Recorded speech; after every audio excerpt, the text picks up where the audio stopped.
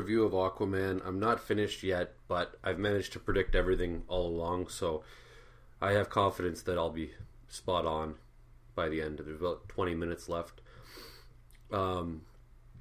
It's actually very boring for me to watch, so I'm just getting through it for the sake of getting through it. I am a big fan of DC Comics and all comics, so it's worth watching. Okay, the plot is exactly the same as Black Panther, which was exactly the same as The Lion King.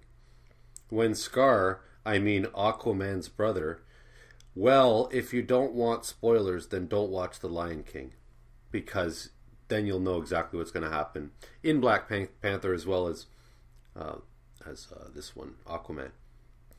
The dialogue is predictable and useless. It might as well be a silent movie. You know absolutely everything without it. It's a visual movie. They should have just had no talking, or minimize it even more. And it's good that they are sparing James Wan, the director who also did the Saw movies. He's good at what he does, but what he does isn't necessarily good. He is sparing with the dialogue, but it could be even less because it's so useless. It's basically like somebody comes in and goes, come in. Oh, thank you. Blah blah blah. Oh, you're a mean guy. You're a bad guy. Yeah, I am. Okay. Well, see you later. Okay, goodbye. I'll see you later when I get revenge. Basically, that's it's like connect the dots dialogue. It's also cheesy as hell. There's a lot of cringeworthy stuff in it.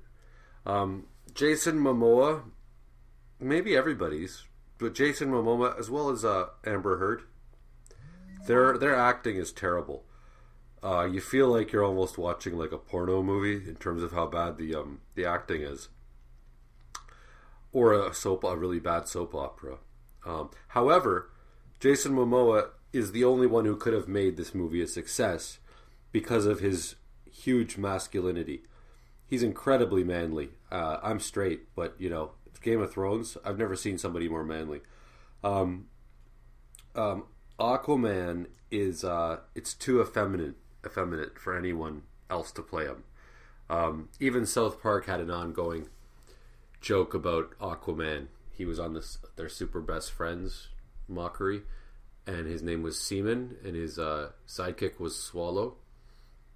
So I mean, Aquaman. If Jason Momoa was not in this, it would have been the biggest failure ever. And finally, I find it funny and coincidental that Jason Momoa was once on a Baywatch spinoff. So he went from being a lifeguard to Aquaman. Isn't that funny? And just like Black Panther, there was also this condescending sort of racial education, racism education. In this case, it was the Aqua people versus the humans, half-breeds and all this crap. Also, there was they cast Amber Heard as the smart female to Jason Momoa's stupid male, which is also condescending and just looks stupid. It doesn't empower women. It doesn't make them look better. I'm not saying this is any worse than having women be weak in movies, but I don't think it's much better either. It's equally dumb. It's better to just have great female characters rather than women who are more powerful than everybody, or more powerful than men, or smarter than men. A great character is not necessarily a smart character. Often they're complete idiots, and that's why they're so fascinating. Okay, so yeah, that's it. I'm going to make more movie reviews. I'm thinking of doing more obscure movies. I particularly want to review some of the Duplass brothers movies, because I find them kind of interesting. They're the closest things to indie free.